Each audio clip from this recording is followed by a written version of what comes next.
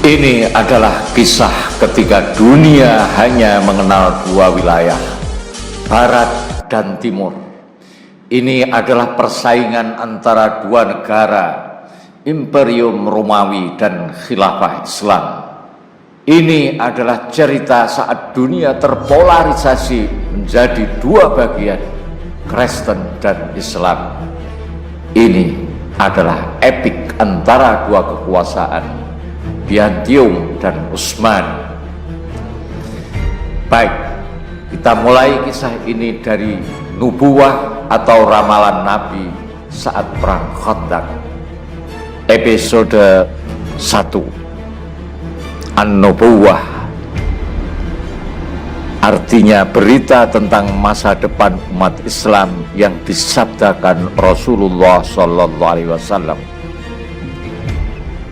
Panas terik membakar tubuh kaum muslimin ketika menggali parit sejauh 8 km di selatan Madinah untuk menahan laju pasukan musuh. Saat itu tahun 5 Hijriah. Strategi perang semacam ini belum pernah dikenal di lingkungan bangsa Arab. Strategi perang ini atas usulan sahabat Salman radhiyallahu an ketika menghadapi pasukan musuh yang jauh lebih besar. Kafir Quraisy mengumpulkan 10.000 pasukan untuk menyerang Madinah dengan niat menghapus Islam yang baru lahir sampai ke akar-akarnya. Kala itu suasana sangat sulit menghantui umat Muhammad. 3.000 pasukan melawan 10.000 pasukan yang tentunya mustahil secara logika umat Islam untuk bisa mengalahkannya. Al-Quran pun menggambarkan perang ini sebagai perang tersulit. Banyak yang awalnya akan berjuang bersama Rasulullah, kemudian mundur dan diam-diam kabur.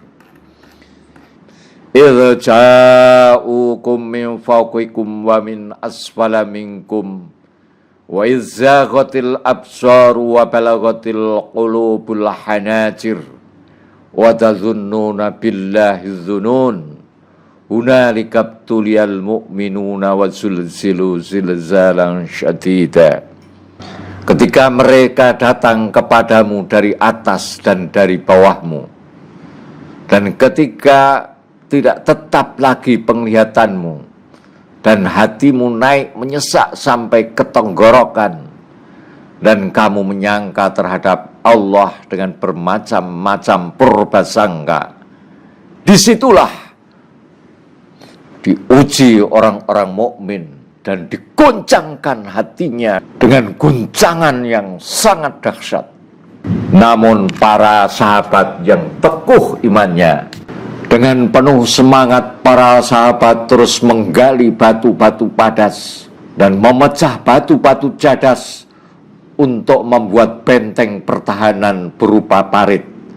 Tak kenal lelah, mereka terus menggali dan menggali.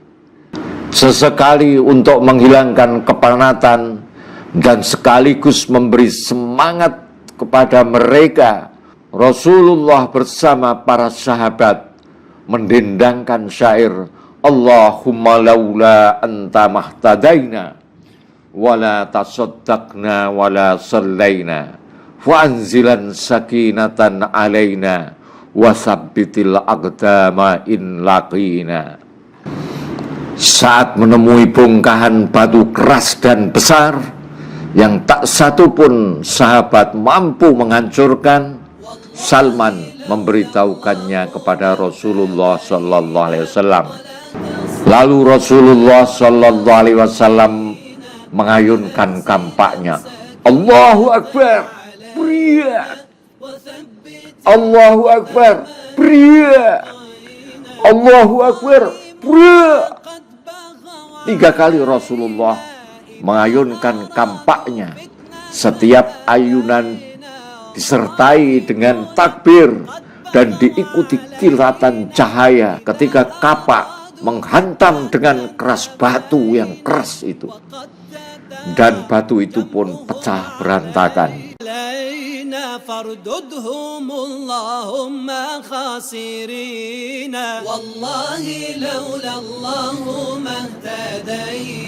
Penasaran dengan semua itu, sahabat bertanya, "Kenapa engkau bertakbir, wahai Rasulullah? Dan apa kilatan sinar yang kami lihat tadi?" Rasulullah Shallallahu Alaihi Wasallam menjawab, "Sinar yang pertama, Allah akan menaklukkan Yaman untukku, untuk umatku. Sinar kedua, Allah akan menaklukkan Syam dan Romawi untukku. Sedangkan sinar ketiga, Allah akan menaklukkan negeri timur, maksudnya Persia, untukku." Kala itu Romawi dan Persia adalah adik kuasa dunia. Yahudi yang ikut mendengar tentu mencibir sinis. Batinnya Muhammad Shallallahu Alaihi Wasallam sudah gila, benar-benar gila, karena berani membayangkan hal itu. Berani-beraninya dia bermimpi akan menaklukkan Persia, Syam, Yaman, padahal sekarang menghadapi gabungan pasukan Quraisy yang belum tentu menang. Itulah bedanya orang beriman dan yang tidak.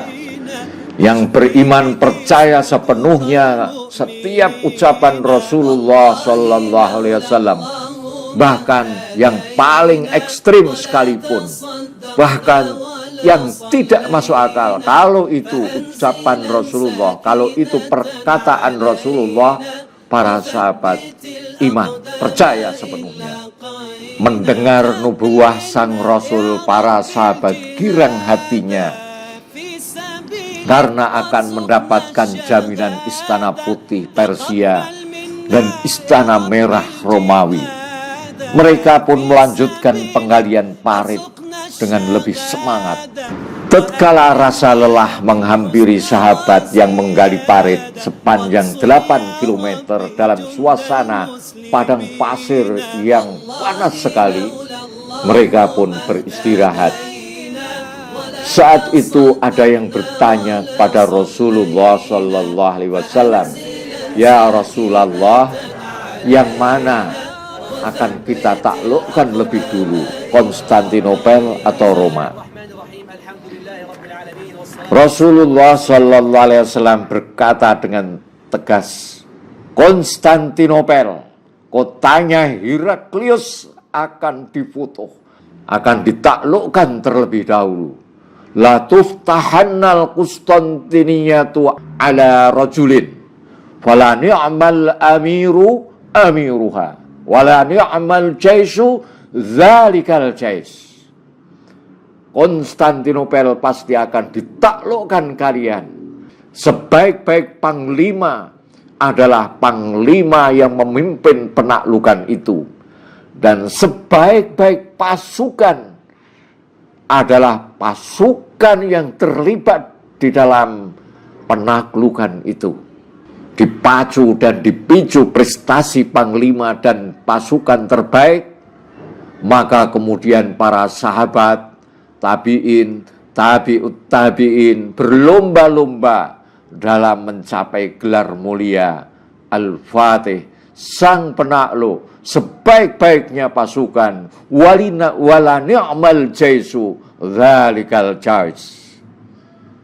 Sejak itu tercatat Abu Ayyub, sang pemegang bendera perang Nabi, waktu itu sudah 80 tahun.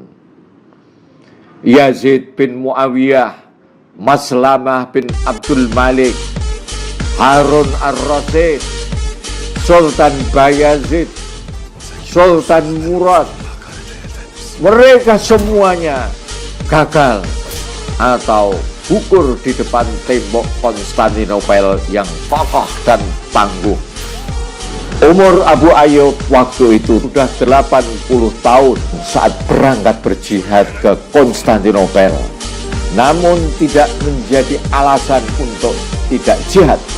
Dia tidak pernah absen dari jihad kecuali 1 kali saja. Dia paksakan sisa umurnya maju ke medan jihad Konstantinopel walaupun sudah renta 80 tahun.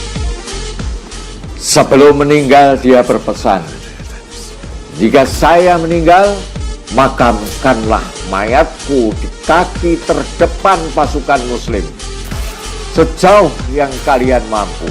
Sebelum meninggal dia berpesan, "Jika saya meninggal, maka makamkanlah mayatku di kaki terdepan pasukan muslim."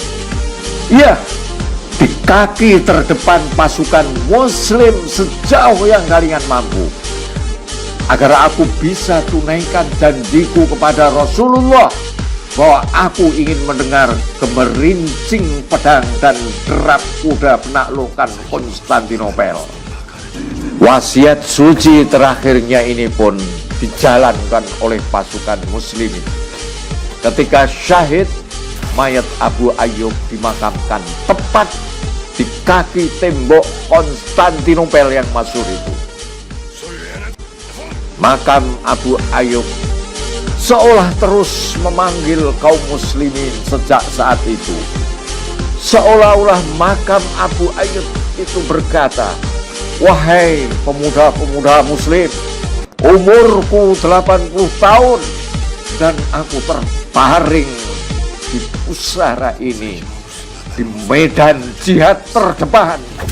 Wahai pemuda-pemuda muslim, umurku 80 tahun dan aku terbaring di sini, di medan jihad terdepan." Teruskanlah. Maslamah bin Abdul Malik tak kalah hebatnya. Dia kerahkan 180.000 pasukan daratan dan lautan untuk menaklukkan Konstantinopel. Namun apa daya, Konstantinopel masih terlalu kuat dan kaum muslimin dilahap senjata baru Yunani bernama Great Fire. Allahu Akbar. Bahkan 2 pahlawan Turki, para Ghazi, petarung kuat dan tangguh, Bayazid Zildirim dan Murad II tidak mampu menundukkan Konstantinopel. Mereka mengerahkan harta dan nyawa bukan karena keuntungan dunia, namun mengejar gelar yang dijanjikan Rasulullah. "Fala ni'mal jaisu dzalikal jais." Sebaik-baiknya pasukan adalah pasukan yang terlibat di dalam penaklukan Konstantinopel. Walaupun terus gagal di depan kokohnya tembok benteng Konstantinopel, namun kaum muslimin tak berhenti meyakini kelak ada hari, pasti ada hari penaklukan yang telah dijanjikan Rasulullah Sallallahu Alaihi Wasallam. Mereka yakin benar suatu hari pasti umat ini akan dapat menaklukkan Konstantinopel. Akan ada hari di mana semua keyakinan terbayar lunas. Ada hari di mana Konstantinopel akan menjadi bagian dari Islam. Dan hari itu pasti akan datang karena telah dinubuahkan oleh Rasulullah Sallallahu Alaihi Wasallam.